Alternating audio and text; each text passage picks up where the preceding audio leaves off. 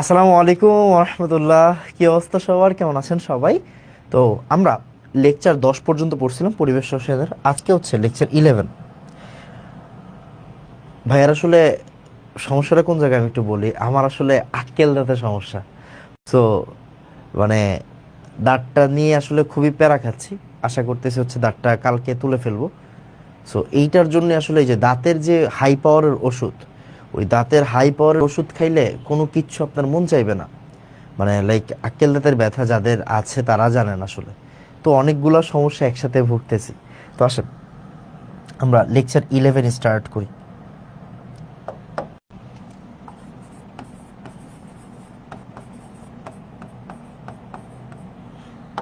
মনোযোগ দিয়ে দেখেন। লেকচার 11 আমরা আগের দিন কোন পর্যন্ত শেষ করছিলাম একটু বলে দেই। আগের দিন আমরা এফজিডি প্ল্যান্ট পর্যন্ত শেষ করছিলাম, হ্যাঁ। এরপরে আছে অ্যাসিড ক্ষারের মতো অ্যাসিড ক্ষারের যে হচ্ছে কি আপনার ইয়াগুলো আছে। একটা সেকেন্ড, আমি একটু আগের দিনের ডকুমেন্টে যাই। এই যে ভালো করে তাকান, আমরা আগের দিন কোন পর্যন্ত পড়ছিলাম। আগের দিন পড়ছিলাম আমরা এই যে এফজিডি প্ল্যান্টের বিক্রিয়া পর্যন্ত। মনোযোগ দিয়ে আমরা আগের দিন পড়ছিলাম এফজিডি প্ল্যান্টের বিক্রিয়া পর্যন্ত। ওকে। তো এরপরে আমাদের এইখানে আছে অ্যাসিড ক্ষার মতবাদ।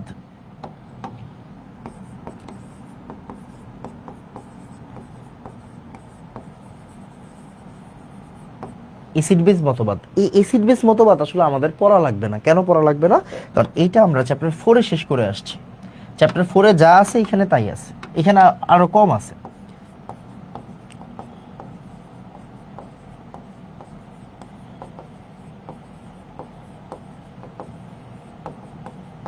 রাসায়নিক পরিবর্তন মানে চ্যাপ্টার 4। চ্যাপ্টার 4-এ আমরা অলরেডি অ্যাসিড বেস যে থিওরি আছে ওই থিওরি পড়ে আসছে। কোনটা কোনটা বলেন তো? আরেনিয়াসের থিওরি, ব্রনস্টেড লাউরের থিওরি, লুইসের মতবাদ। আমি আরেকবার একটু রিভিশন দেওয়াচ্ছি 5 মিনিটের মধ্যে। ভালো করে তাকায়। আরেনিয়াস কি বলছে? ভাইয়া আরেনিয়াস বলছে, একটু পরে দেখি কি বলছে। ভাইয়া ব্রনস্টেড লাউরে কি বলছে? ভাইয়া বিজ্ঞানী লুইস কি বলছে? এবার আসেন সব একবারে পড়ে ফেলি। ভালো করে তাকান। আমরা কি জানি দেখেন, ভালো করে দেখেন। অ্যাসিড ও এইচ প্লাস ত্যাগ করে,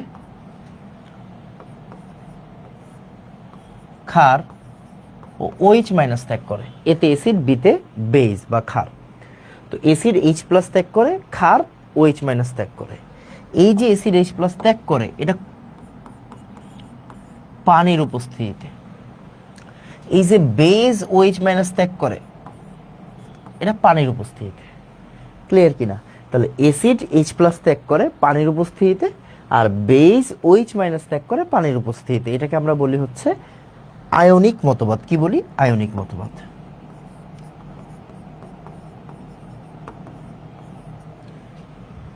ওকে। এবার ব্রনস্টেড লাউরি সাহেব কি বলেছে?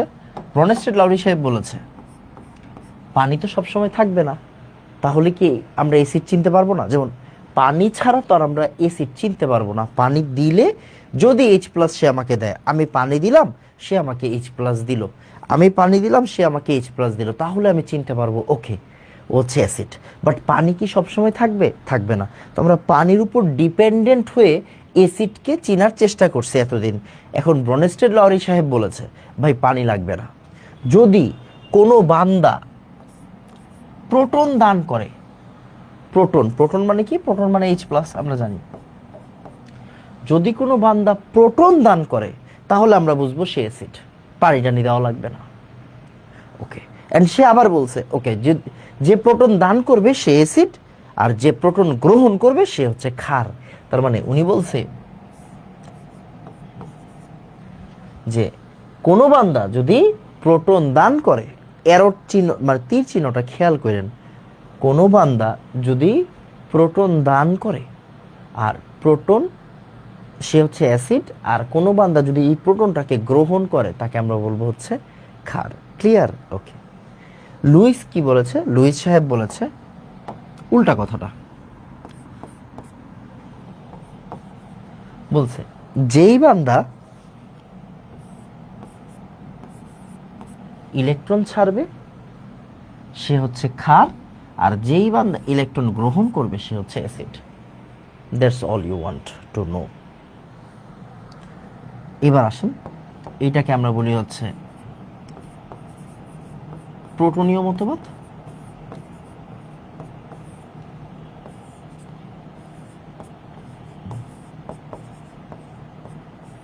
এটাকে আমরা বলি হচ্ছে ইলেকট্রনীয় মতবাদ। ক্লিয়ার কিনা? তাহলে আয়নিক মতবাদ কাকে বলে? আয়নিক আরএনিয়াস কি বলতেছে? অ্যাসিড পানির উপস্থিতি H+ দিবে, ক্ষার পানির উপস্থিতি OH- দিবে। ব্রনস্টেড লাউরি কি বলতেছে? অ্যাসিড প্রোটন দান করবে, ক্ষার ওই প্রোটনটা গ্রহণ করবে। লুইস, বেজ আসলে ইলেকট্রন দান করবে, আর এই ইলেকট্রনটা গ্রহণ করবে কে? অ্যাসিড। এটাই তোমাকে বলে দিছে। ওকে, আরেকটা ছোট্ট জিনিস, যদিও এটা এই চ্যাপ্টারের প্রশ্ন না, তারপরে একটু পড়াই দিচ্ছি। ওই যে যখন আপনাকে বলবে কে কার অনুবন্ধী অ্যাসিড, কে কার অনুবন্ধী ক্ষার, খুব মনোযোগ দিয়েন, লেখেন। এভাবে লিখব, অ্যাসিড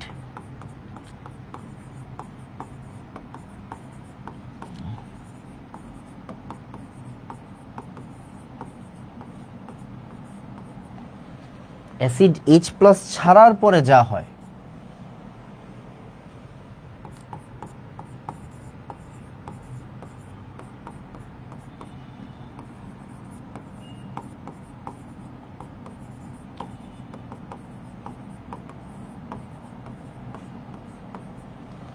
সিম্পল কথা, অ্যাসিড H+ ছাড়ার পর যা হয় তাকে আমরা বলবো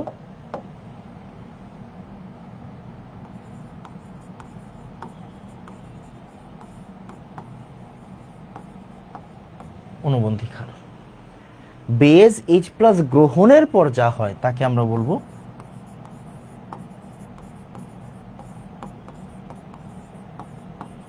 অনুবন্ধী অ্যাসিড।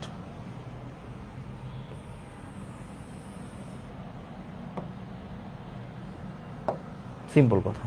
তাহলে অ্যাসিড H+ ছাড়ার পরে যা হয় তা হচ্ছে অনুবন্ধী ক্ষার, বেজ H+ গ্রহণের পর যা হয় তা হচ্ছে অনুবন্ধী অ্যাসিড। অ্যাসিড ছাড়ার পরে হয় ক্ষার, আর বেজ ছাড়ার পরে হয় হচ্ছে অ্যাসিড। আসেন উদাহরণ দিই, মনোযোগ দিয়ে। যদি আমি আপনাকে বলি H2SO4, ও একটা H+ ছেড়ে দিছে, H+টা ছেড়ে দিলে কি হবে? একটা ছাড়ছে, হ্যাঁ একটা ছাড়ছে। তাহলে একটা HSO4, একটা যদি H+ ছেড়ে দেয় হবে HSO4-, right? HSO4-।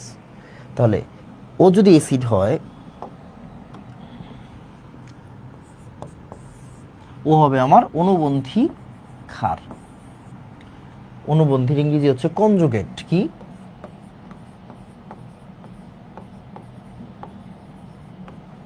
Conjugate. Clear কিনা? তাহলে H2SO4 যদি অ্যাসিড হয়, H2SO4 যদি অ্যাসিড হয়, অ্যাসিড H+ ছেড়ে দিয়ে, H2SO4 যদি অ্যাসিড হয়, অ্যাসিড H+ ছেড়ে দিয়ে HSO4- হয়। কি হয়? HSO4- হয়। তাহলে এটাকে আমরা বলি হচ্ছে কনজুগেট বেস। এটাকে আমরা কি বলবো? কনজুগেট বেস বলবো। সিম্পল কথা। এখন এখন মনে করেন এই যে HSO4-, হ্যাঁ, এই HSO4-টা আবার H+ ছেড়ে দিল, এই HSO4-টা আবার H+ ছেড়ে দিল, তখন কি হবে? SO4-. তাহলে ও H+ ছেড়ে দিছে, তার মানে ও হচ্ছে অ্যাসিড, আর ও হচ্ছে আমার conjugate base. As simple as that. তাহলে অ্যাসিড H+ ছাড়লে কি হবে? কনজুগেট বেস হবে। এখন আমি আপনাকে প্রশ্ন করতেই পারি, আমি আপনাকে প্রশ্ন করলাম, ভাইয়া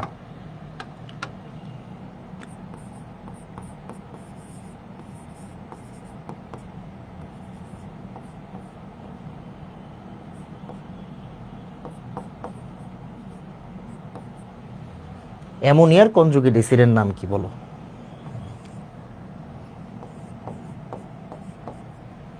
অ্যামোনিয়ার কনজুগেট অ্যাসিডের নাম কি? এখন এখানে পড়ালেখা আছে।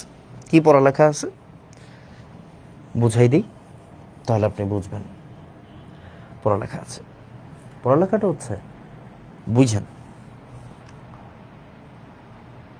অ্যামোনিয়া কি এটা আপনাকে বুঝতে হবে। ভাই এখন অ্যামোনিয়াকে আমি জানি না, তুমি এদিকে তাকাও না। বলছে অ্যামোনিয়ার কনজুগেট অ্যাসিড, অ্যামোনিয়ার কনজুগেট অ্যাসিড, তার মানে অ্যামোনিয়া নিজে কি কনজুগেট অ্যাসিড কার থাকে, একটা ক্ষারের থাকে। তাহলে অ্যামোনিয়ার কনজুগেট অ্যাসিড এটা কি, অ্যামোনিয়ার কনজুগেট অ্যাসিড, অ্যামোনিয়া কি, অ্যামোনিয়া ক্ষার, অ্যামোনিয়া কি হবে, অ্যামোনিয়া হবে ক্ষার, অ্যামোনিয়া হবে ক্ষার। তার মানে ক্ষারের কনজুগেট অ্যাসিড। এখন ক্ষার কি করলে, ক্ষার H প্লাস গ্রহণের পরে যেটা হবে সেটা হচ্ছে কনজুগেট অ্যাসিড। তাহলে এর সাথে আমি H প্লাসটা কি করে দিব, যোগ করে দিব।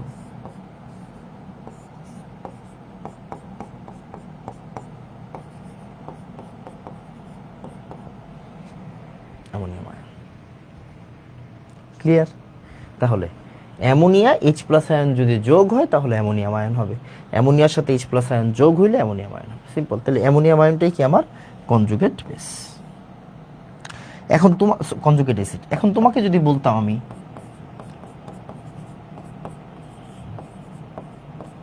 অ্যামোনিয়ামের, অ্যামোনিয়ামের কনজুগেট বেস কি, তাহলে দেখো অ্যামোনিয়ামের কনজুগেট বেস, কনজুগেট বেস কার হয়, অ্যাসিডের হয়। তাহলে অ্যামোনিয়াম নিজে কি একটা অ্যাসিড। তাহলে অ্যাসিড কি করলে কনজুগেট বেস হয়, অ্যাসিড H প্লাস ছাড়ার পর আসলে কনজুগেট বেস হয়। তাহলে ও আমার H প্লাস ছেড়ে দিবে, তাহলে H প্লাস ছেড়ে দিলে কি হয়, অ্যামোনিয়া আয়ন হয়, ক্লিয়ার? তাহলে অ্যামোনিয়ামের কনজুগেট বেস কি হবে, অ্যামোনিয়া হবে। আর অ্যামোনিয়ার কনজুগেট অ্যাসিড কি হবে, অ্যামোনিয়াম আয়ন হবে। এখন আসো আমরা বেশ কিছু উদাহরণ পড়ি। লেখো উভধর্মী,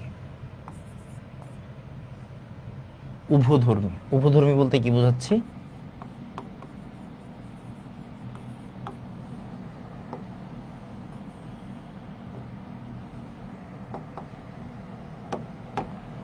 উভধর্মী।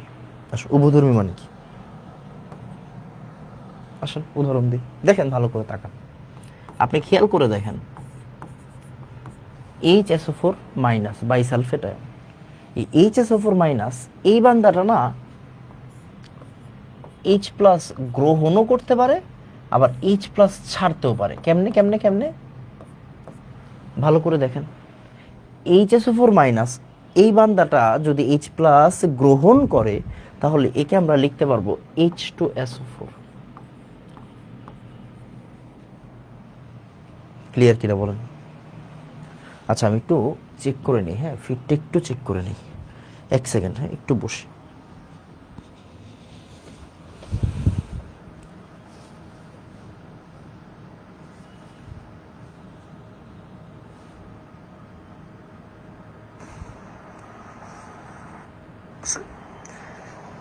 মুছাই দিই,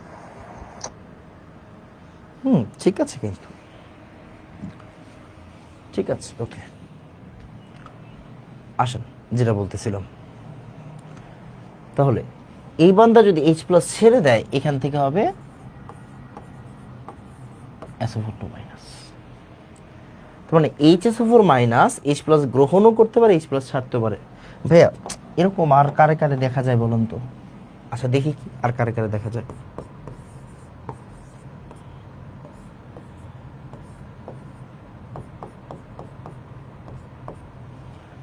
H প্লাস ও যদি গ্রহণ করে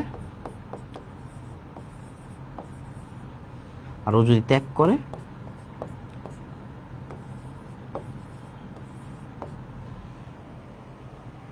তাহলে ভালো করে তাকান, ও H প্লাস গ্রহণ করলে কার্বনিক অ্যাসিড, ও H প্লাস ত্যাগ করলে কার্বনেট আয়ন, সিম্পল।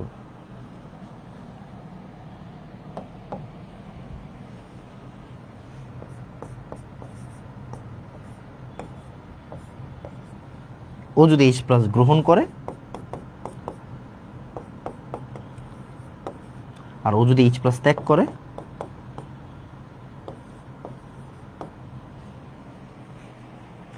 আচ্ছা ভাই আমরা একটা জিনিস মিস করতেছি, বলুন তো কি মিস করতেছি আমরা, কি ওর কথা ভুলে গেলাম?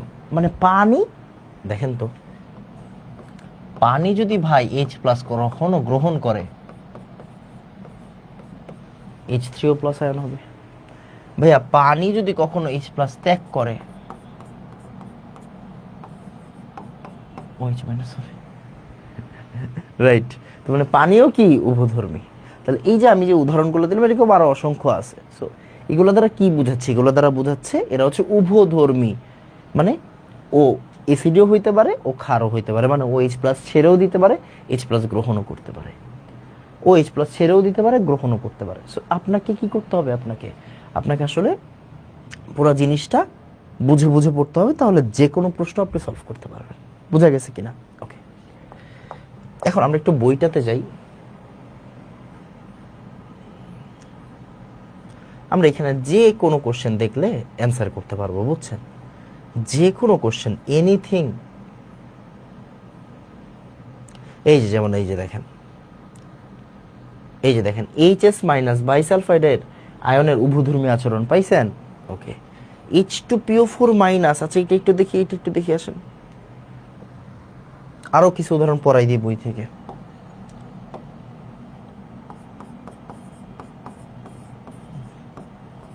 ভালো করে তাকান তো একটু। ও যদি H প্লাস ছেড়ে দেয়, গ্রহণ করে, তাহলে কি হবে? একটা H যুক্ত হবে।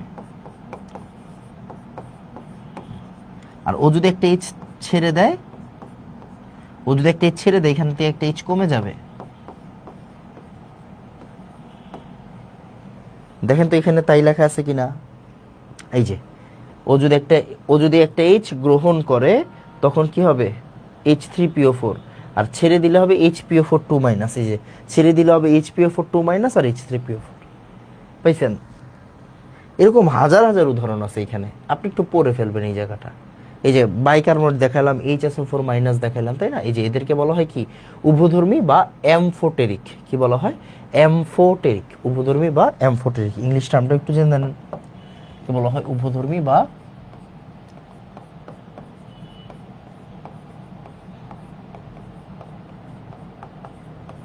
অ্যামফোটেরিক।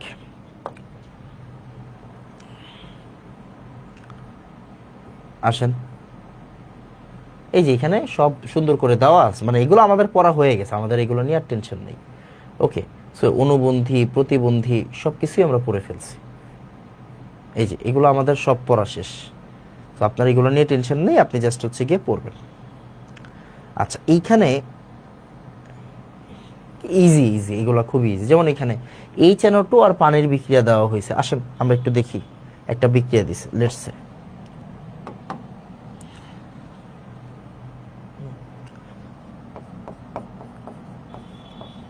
HNO2 মানে কি? Nitrous acid. HNO2 মানে কি? Nitrous acid. নাইট্রাস অ্যাসিডের সাথে কার বিক্রিয়া দিছে? পানির বিক্রিয়া দিছে। তাহলে এখান থেকে কি হবে? ভালো করে তাকান। এটা একটা অ্যাসিড, অ্যাসিড কি করবে? এইচটা ছেড়ে দিবে। তাহলে এইচটা ছেড়ে দিল, এইচটা ছেড়ে দিলে আর নাইট্রাইট আয়ন তৈরি হইল। এখন একটু মনোযোগ দিন, ভালো করে তাকান। এই জায়গায় দুইটা এইচ ছিল আর এই জায়গায় তিনটা এইচ। এই জায়গায় এইচ কয়টা? দুইটা। এখানে এইচ কয়টা? তিনটা। তাহলে দুইটা এইচ আর তিনটা এইচ, তাহলে এখানে একটা এইচ প্লাস যুক্ত হয়েছে বলতে পারবো। পানি একটা এইচ প্লাস গ্রহণ করছে, এই কথাটা বলতে পারবো কিনা? হ্যাঁ পারবো। পানি একটা এইচ প্লাস গ্রহণ করে কি বানাইছে? হাইড্রোনিয়াম আয়ন বানাইছে। পানি একটা এইচ প্লাস গ্রহণ করে হাইড্রোনিয়াম আয়ন বানাইছে। পানি একটা এইচ প্লাস গ্রহণ করে হাইড্রোনিয়াম আয়ন বানাইছে। পানি একটা এইচ প্লাস গ্রহণ করে হাইড্রোনিয়াম আয়ন বানাইছে। ক্লিয়ার? পানি একটা এইচ প্লাস গ্রহণ করে হাইড্রোনিয়াম আয়ন বানাইছে। তার মানে পানির নাম কি হবে বলেন তো? যে এইচ প্লাস গ্রহণ করে তাকে আমরা কি বলি? বেস। তাহলে পানি এইচ প্লাস গ্রহণ করার পর, বেস এইচ প্লাস গ্রহণের পর কিসে হয়? অনুবন্ধী অ্যাসিড। তাহলে এ আমার অনুবন্ধী অ্যাসিড, কনজুগেট অ্যাসিড। একটু ভালো করে দেখি,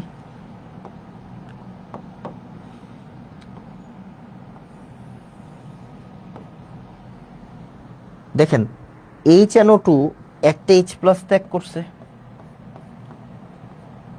কেমনে বুঝলাম? দেখেন এখানে আছে হাইড্রোজেন, বাট এখানে হাইড্রোজেনটা নাই।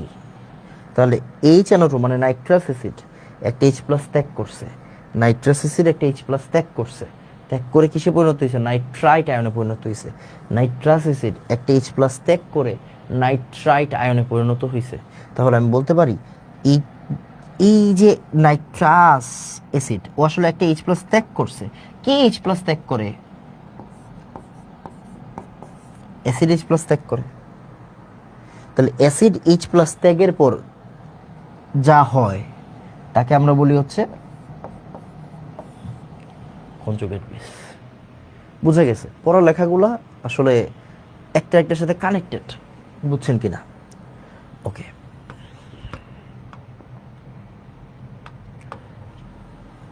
এই যে জায়গায় অনেক কিছু দেওয়া আছে, আপনি একবার রিডিং পড়লেই হবে, এগুলো মুখস্থের কিছু নাই। আচ্ছা, এই জায়গা থেকে একবার বুয়েট ভর্তি পরীক্ষায় প্রশ্ন আসছিল, আজগবি কিছু অ্যাসিডের ইয়া দিয়ে দিবে, মানে এইটা আসলে কি মুখস্থও না, এটা প্রত্যেকটা জিনিস এখানে হচ্ছে গিয়ে আপনার কি বলে ব্যাখ্যা করা যাবে। প্রত্যেকটা জিনিস এখানে A to Z, এমন কিছু নাই যে এখানে ব্যাখ্যা করা যাবে না, প্রতিটা জিনিস এখানে ব্যাখ্যা করা যাবে। বাট প্রবলেমটা হয় কখন, আমি একটু বুঝাই দিই। যেমন বুয়েটে একবার প্রশ্ন দিছে, বুয়েটে কারের নিয়ে প্রশ্ন দিছে, F মাইনাস CN মাইনাস এইটা মনে করেন। এখন আমি আপনাকে এই 5টা জিনিস দিয়ে দিলাম, এই 5টা জিনিস এইখান থেকে দেখেন প্রশ্নটা কখন কঠিন। অ্যাকচুয়ালি প্রশ্নটা আসলে কঠিন কখন, আমি যখন আপনাকে এই 5টা প্রশ্ন দিয়ে দিব, 5টা মানে জাস্ট 5টা আয়ন দিয়ে দিব, 5টা আয়ন দিয়ে বলবো কি অনুবন্ধী ক্ষারকের তীব্রতার ক্রম অনুসারে সাজাও, তখনই কিন্তু প্রশ্নটা কঠিন হয়ে যাবে। বইটা একবারই কাজ করছে, মানে কোশ্চেনটা ধরতে পারছেন কিনা, অনুবন্ধী ক্ষারকের তীব্রতার ক্রমানুসারে সাজাও, এই তো পড়ে গেছেন ভেজালে, রাইট? ভেজালে পড়ছেন না? তাহলে খেয়াল করেন, তীব্রতার ক্রম নিচে দেওয়া হইলো, এখানে তীব্রতার ক্রম দেওয়া আছে। আগে বুঝেন, আমরা আমরা চ্যাপ্টার ফার্স্ট পেপারে পড়ছি, কি পড়ছি ফার্স্ট পেপারে, যে ভাইয়া আপনার মনোযোগ দিয়ে কেন্দ্রীয় পরমাণুর জারণ মান যার বেশি সে হচ্ছে তীব্র অ্যাসিড, কেন্দ্রীয় পরমাণুর জারণ মান যার বেশি সে হচ্ছে তীব্র অ্যাসিড। তার মানে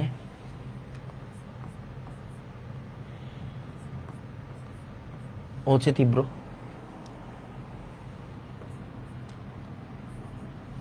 H2SO4 তীব্র। তার মানে ও তো তীব্র অ্যাসিড, এটা আপনি জানেন নাকি জানেন না? জানেন।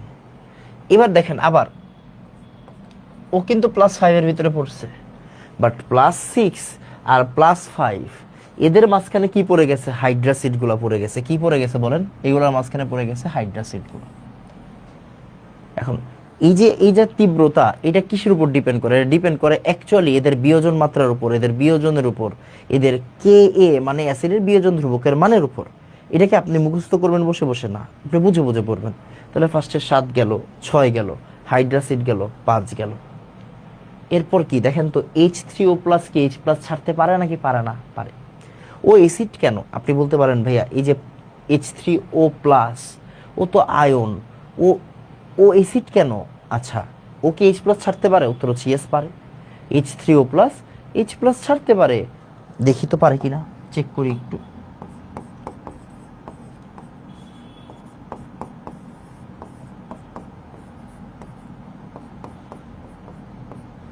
H3O+ যদি H+ ছাড়ে, H3O+ যদি H+ ছেড়ে দেয়, তাহলে H2O হবে, রাইট? H3O+ H+ ছেড়ে দিলে কি হবে? পানি হবে। তাহলে ও তো একটা অ্যাসিড, ফাইন। তাহলে এরপরে কি চলে গেছে দেখেন, H3O+, HSO4-, H2SO3, 6 আর 2 4। এরপর আবার 5, ওই যে নাইট্রোজেন যে কেন্দ্রীয় পরমাণুর সাইজ ছোট। এরপরে 4 1 3, মানে আপনি একটু যদি বুঝে বুঝে পড়েন তাহলে দেখবেন হচ্ছে ইজি হয়ে যাবে। এরপর হচ্ছে গিয়ে সবচেয়ে দুর্বল হাইড্রাসিড, আর এরপরে কি, এরপর হচ্ছে আপনার এই যে অর্গানিক অ্যাসিডগুলো, এগুলো অর্গানিক অ্যাসিড, এই ফর্মিক অ্যাসিড, ইথানোয়িক অ্যাসিড ও কার্বনিক অ্যাসিড। ও বৃষ্টি পানিতে থাকে, আমাদের পেপসি, কোক এগুলোর ভিতরে থাকে। তারপরে অ্যামোনিয়াম আয়ন, HCN, HCO3 আর পানি। তো হোয়াট এভার, এইটা পুরাটা ডিপেন্ড করবে কিসের উপর? অ্যাসিডের বিয়োজন মাত্রার উপর। বাট এই প্রশ্নটা তখনই কঠিন হবে যখন আপনাকে এখান থেকে কোনো একজনকে দিয়ে আপনাকে বললো হচ্ছে এবার এদের ক্রমানুসারে সাজাও। তো আপনার কাজ কি? আপনার কাজ হচ্ছে একটু বুঝে বুঝে জিনিসটাকে পড়া, নট অনেক বেশি মুখস্থ করতে হবে, আপনি একটু বুঝে বুঝে পড়েন, পড়ে 2-3 বার পড়লে দেখবেন হচ্ছে জিনিসটা কি হয়ে যাবে, আয়ত্ত হয়ে যাবে। বুঝা গেছে? আমার মনে হয় বুঝা গেছে। ওকে, আসেন এরপর। মোটামুটি এতটুকুই ছিল অ্যাসিড ক্ষার থিওরি, এরপর আর পড়ার দরকার নাই। এই যে লুইস তত্ত্ব আমাদের হয়ে গেছে, এগুলো আমরা সব পারি, এগুলো নিয়ে টেনশন নাই। আচ্ছা, কোনটা লুইস অ্যাসিড, কোনটা লুইস ক্ষার, এগুলো একটু পড়াই দিই। আচ্ছা, এখানে যেগুলো আছে এগুলো আগে পড়েন, তারপর হচ্ছে কি আমরা পুরোটার জিনিসের উদাহরণ পড়াবো। লুইস অ্যাসিড কি, লুইস ক্ষার কি, এগুলো সব একটু পড়াই দিচ্ছি, নাহলে পরে আপনারা আওলায় ফেলবেন। বুঝা গেছে? আওলায় ফেলবেন।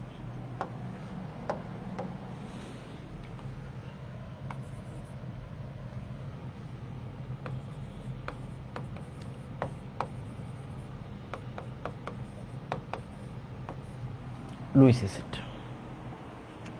মনোযোগ দিয়ে খেয়াল করেন। আমরা প্রথম কথা কি বললাম? যারা ইলেকট্রন গ্রহণ করবে। এখন ইলেকট্রন গ্রহণ করার জন্য নরমালি কি প্রয়োজন বলেন? ইলেকট্রন গ্রহণ করার জন্য নরমালি প্রয়োজন হচ্ছে অষ্টক সংকোচন।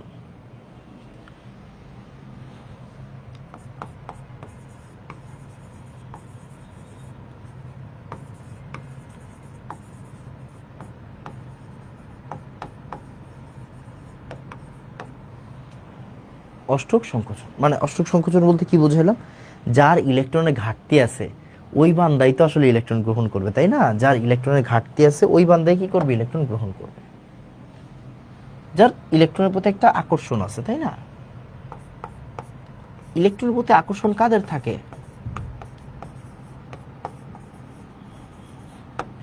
ইলেকট্রোফাইলদের, রাইট? তাহলে অষ্টক সংকোচন যাদের আছে তারা তারা কি করে?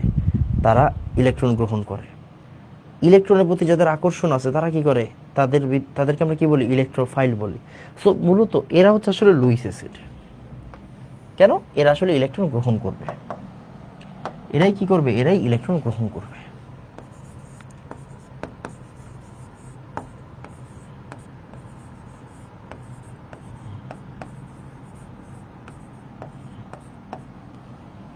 ওকে, আসুন এখন লুইস অ্যাসিড। লুইস অ্যাসিড হচ্ছে গিয়ে এখানে যারা যারা দিছে, মানে যাদেরকে যাদেরকে দিছে আগে তাদেরকে একটু পড়াই দিই। Carbon dioxide, sulphur dioxide, sulphur trioxide, এক্সাম্পলগুলো একটু সুন্দর করে নোট করেন, এখান থেকে প্রশ্ন আসবে।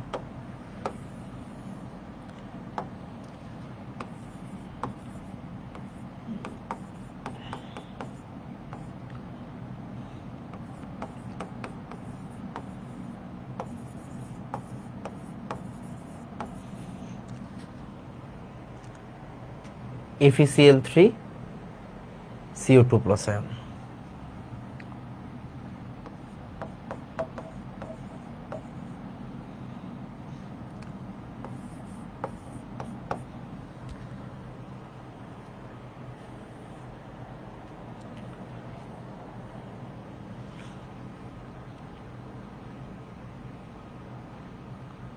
আচ্ছা, এখানে এই যে এখানে হচ্ছে কি আপনার প্রত্যেকটা জিনিসের একটু ব্যাখ্যা দেওয়া আছে, বুঝছেন? এখানে প্রত্যেকটা জিনিসের ব্যাখ্যা দেওয়া আছে যে কোনটা কেন। ওকে, এগুলোর প্রয়োজন নাই, দেখতেছি। আচ্ছা, একটু বুঝছেন, আমি আগে পুরোটা জিনিসটা আপনারা বুঝাইনি। আচ্ছা, ওদেরটাও পড়াই দিই, হ্যাঁ ওদেরটাও পড়াই দিই, মানে ওরা এখানে ক্লাসিফাই করছে, আমি ক্লাসিফাইটা করি নাই, ক্লাসিফাইটা করে দিই। একটু বুঝুন, ওরা এখানে 5টা উদাহরণ দিছে, 5টা উদাহরণকে আমি ক্লাসিফাই করে দিচ্ছি। আমরা 5 ধরনের এক্সাম্পল দেখবো, তাইলে দেখবেন আপনার পুরো জিনিসটা হয়ে গেছে।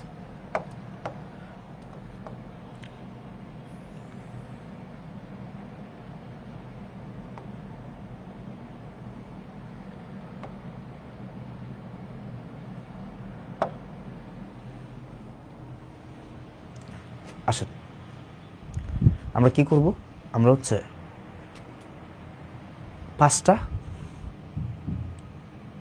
পাঁচটা ক্লাসিফিকেশন দেখব। কিরকম আসেন, যেমন ওরা বলছে ক্যাটায়নিক লুইস অ্যাসিড। কি বলছে, এক নম্বরে বলছে ক্যাটায়নিক লুইস অ্যাসিড। আসেন আমরা একটু দেখি জিনিসটা।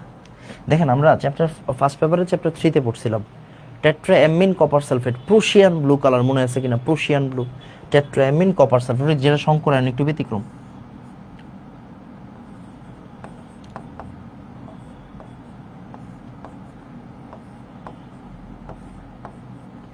সমতুলীয় বর্গাকার sp2d, মনে আছে?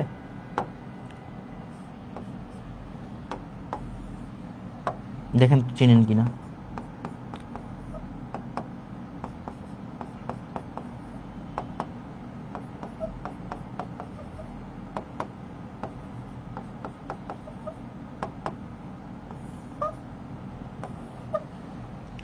Tetraammine copper sulphate, tetraammine copper sulphate বা প্রুশিয়ান ব্লু, sp2d, সমতুলীয় বর্গাকার, ফার্স্ট পেপার চ্যাপ্টার 3-তে পড়াইছি।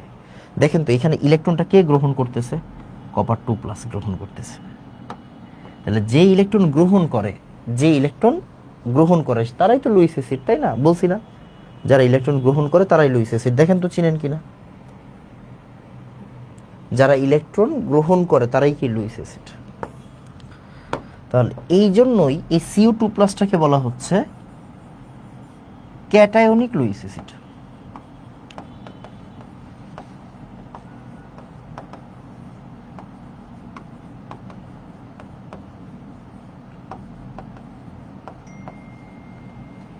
কি বলা হচ্ছে বলো, ক্যাটায়নিক লুইস অ্যাসিড।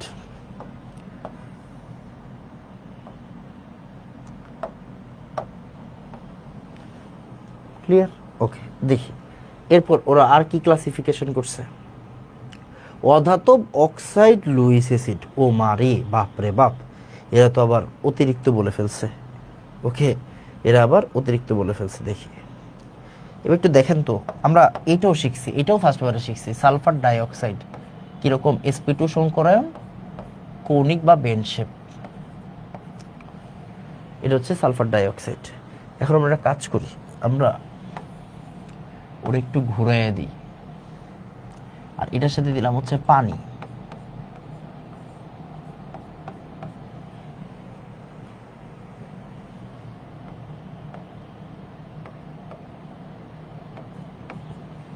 এখান থেকে একসাথে H2SO3 তৈরি হয়, H2SO3 তৈরি হয়, এই যে H2SO3 তৈরি হয়। এটা আপনার মানে পুরোটা মুখস্থ করার কিছু নাই। যেমন এখানে ব্যাপারটা আমি একটু বুঝাই দিই, এখান থেকেই বুঝাই দিই। হয়তো এটার ব্যাখ্যা তো আর আসবে না, প্রশ্নটা আসবে কি, প্রশ্ন আসবে কে লুইস অ্যাসিড কে লুইস অ্যাসিড না। ওকে, কে লুইস অ্যাসিড কে লুইস অ্যাসিড না, বা নিচের কোনটি লুইস অ্যাসিড নিচের কোনটি লুইস ক্ষার। সো হয়তো পেঁচায়া লাভ নাই। হ্যাঁ, একটু বুঝেন। দেখেন আমি একটু পুরোটা ধরে দিই, আপনি পুরোটা বুঝবেন। বুঝে বই তো সবার বাসাতেই আছে, বুঝাই দিলেই তো হয়েছে। দেখেন এই যে অক্সিজেনের তড়িৎ ঋণাত্মকতা কত, 3.5, সালফারের তড়িৎ ঋণাত্মকতা 2.5। তাহলে অক্সিজেন সালফার থেকে ইলেকট্রন টান দিবে, হ্যাঁ ভাই দিবে, অক্সিজেন সালফার থেকে ইলেকট্রন টান দিবে। তাহলে সালফার হবে ডেল প্লাস, অক্সিজেন হবে ডেল মাইনাস। এখন এই যে ওর এই বান্দার ভিতরে কি আছে, লোন পেয়ার আছে, ডেল প্লাস দেখে ওর লোন পেয়ার দান করতে আসবে, তখনই কি সালফারের সাথে অক্সিজেনের একটা বন্ড তৈরি হবে। দেখেন সালফারের সাথে অক্সিজেনের একটা বন্ড তৈরি হয়েছে। যে ওরে লোন পেয়ার দিবে, অক্সিজেন কি এত ভালো, ওরে লোন পেয়ার দিছে, তখন অক্সিজেন নিজের কাছে খালি খালি লাগতেছে না, তখন অক্সিজেন কি করবে, আবার এই বন্ড থেকে ইলেকট্রন নিজের দিকে টান দিবে। অক্সিজেন ওরে দিছে, আবার ও কি করতেছে, এই বন্ড থেকে ইলেকট্রন নিজের দিকে টান দিতেছে, টান দিল, তখন কি হবে, ও H+ হিসেবে আলাদা হয়ে যাবে। ওই আলাদা হওয়া এতিম H+টাকে এই অক্সিজেন আবার গ্রহণ করবে, লোন পেয়ার দিয়ে। এটাকে আমরা বলতেছি অধাতব অক্সাইড লুইস অ্যাসিড। মানে SO3টা কিভাবে লুইস অ্যাসিড হিসেবে কাজ করে।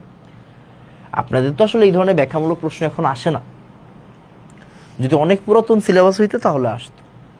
মানে তখন প্রশ্ন করতো যে অধাতব অক্সাইড কিভাবে লুইস অ্যাসিড হিসেবে কাজ করে ব্যাখ্যা করো, তখন আপনি আটকায় যাইতেন, দেখেন এই যে SO2 পানির সাথে বিক্রিয়া করতেছে, তখন আপনার এখানে কি করতে হইতো, এই জায়গায় ব্যাখ্যাটা দিতে হইতো যে ভাইয়া এই জায়গা থেকে ইলেকট্রন টান দিচ্ছে ও ডেল মাইনাস ও ডেল প্লাস। তখন এই ডেল প্লাসকে অক্সিজেন তার লোন পেয়ার দিয়ে ধরবে, আবার ও এখান থেকে টান দিবে, তখন এই জায়গার লোন পেয়ারটা এখানে আসবে, মিলে কি তৈরি করবে? H2SO3 বা সালফিউরাস অ্যাসিড। এটাকে কি বলা হয়? Sulphurous acid.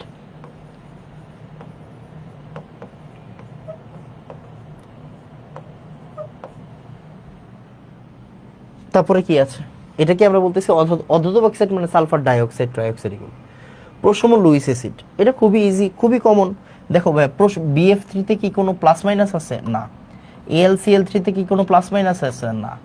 এদের ভিতরে প্লাস মাইনাস নাই, তারপরেও এরা লুইস অ্যাসিড কেন? কারণ এদের ভিতরে অষ্টক সংকোচন আছে। কি আছে এদের ভিতরে? অষ্টক সংকোচন আছে। এদের ভিতরে কি আছে? অষ্টক সংকোচন আছে, তাই এরা লুইস অ্যাসিড। BF3AlCl3 অষ্টক সংকোচন আছে, লুইস অ্যাসিড। এই যে AlCl3 টা প্রচুর বেশি আসে পরীক্ষায়, অ্যাডমিশনে। এরপর এই যে লুইস অ্যাসিড রূপে অনাদ্র AlCl3, এটা আমরা কই দেখব? এটা আমরা যখন সামনে ইলেকট্রোফিলিক রিঅ্যাকশন আছে তখন দেখব।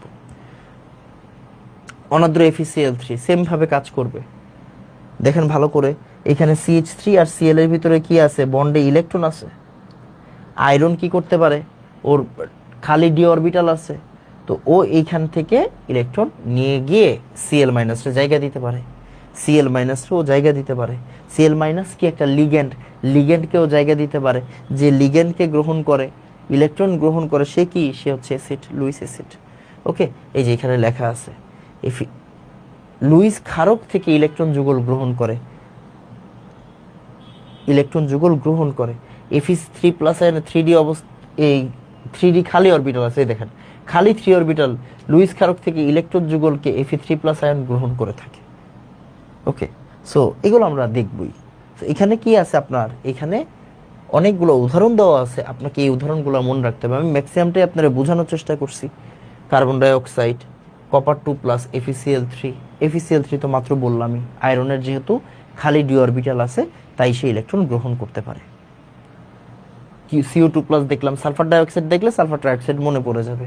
BF3AlCl3 দেখলাম, কার্বন ডাইঅক্সাইডের হিসাবটা আলাদা, এটা পরে আলোচনা করব। তো এই যে দেখেন, এদেরকে আমরা বলতেছি লুইস অ্যাসিড। তো আপনাকে কি করতে হবে? আপনাকে এগুলো পড়ে যাইতে হবে, কারণ এখান থেকে MCQ আসে। এখান থেকে কি আসবে বলো বাবু, বলো এখান থেকে কি আসবে ভাইয়া? এখান থেকে আসবে MCQ, প্রচুর বেশি MCQ আসবে। এবার আসেন লুইস বেসটা পড়াই দিই, লুইস বেসটা পড়াই দিই। কেমন? লুইস বেস, আসেন।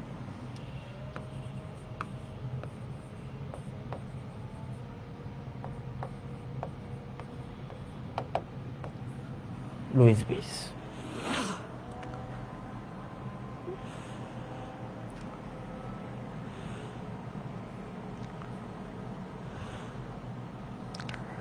লুইস বেসের ক্ষেত্রে কি আছে? এই যে অ্যামোনিয়া, পানি, OH-, CN-, Cl-, যেগুলো বইয়ে আছে এগুলো আগে পড়াচ্ছি।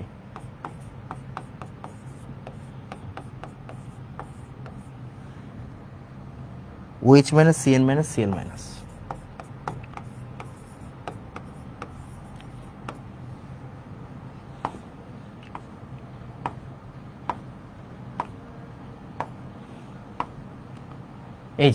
এই যে এখানে কার্বন ডাইঅক্সাইড কিভাবে লুইস অ্যাসিড ওইটাও দেওয়া আছে। দেখেন এখানে কার্বন, ওই যে ডেল প্লাস ডেল মাইনাস তৈরি হয়, অক্সিজেন থেকে ইলেকট্রন গ্রহণ করে, যে ইলেকট্রন গ্রহণ করে তাকে আমরা কি বলি? লুইস অ্যাসিড বলি।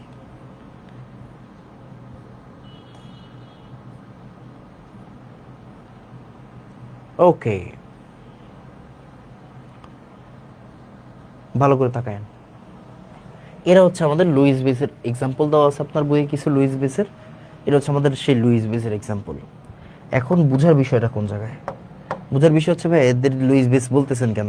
লুইস বেস জানি কারে বলে, আমরা একটু প্রথম পেজ থেকে পড়ে আসেন। লুইস বেস কারে বলে একটু প্রথম পেজ থেকে পড়ে আসি। লুইস বেস বলে যে বান্দা ইলেকট্রন দান করে, লুইস বেস বলে কাকে? যে বান্দা ইলেকট্রন দান করে। আসেন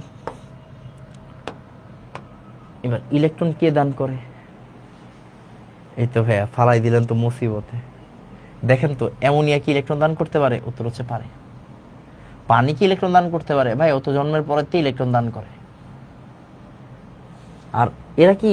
এরা হচ্ছে আমার ligand, OH minus Cl minus Cn minus, মনে আছে? হ্যাঁ। তাহলে লুইস অ্যাসিড, লুইস ক্ষার কারে বলবো? যে বান্দা ইলেকট্রন দান করতে পারে, যে বান্দা ইলেকট্রন দান করতে পারে। আসেন এক্সাম্পল নেন, বই যে এক্সাম্পল আছে ওইটা আগে নেন। BF3 একটা লুইস অ্যাসিড, কেন? ওর অষ্টক সংকোচন আছে। আমরা কি জানি দেখো তো?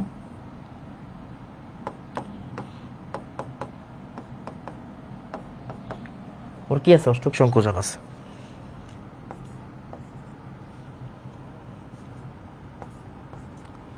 BF3 হচ্ছে একটা লুইস অ্যাসিড, BF3 হচ্ছে একটা লুইস অ্যাসিড। এই লুইস অ্যাসিডটা ইলেকট্রন দান করবে, ইলেকট্রন নিবে। কার থেকে নিবে? যার ভিতরে এক্সট্রা ইলেকট্রন আছে।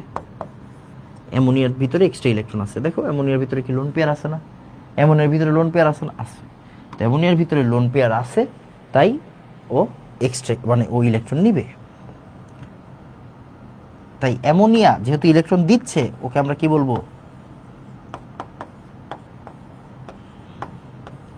Luis base. সিম্পল না? অনেক কঠিন? বলো অনেক কঠিন। সেম ভাবে পানি, সেম ভাবে পানি, পানি কি? অক্সিজেনের ভিতরে দুইটা লোন পেয়ার আছে, ও ইলেকট্রন দান করতে পারে। OH মাইনাস, ওই যে আমরা হাজার হাজার Cn মাইনাস Cl মাইনাস, মানে আমরা কি পড়ছি? K3Fe CN6, K4Fe CN6।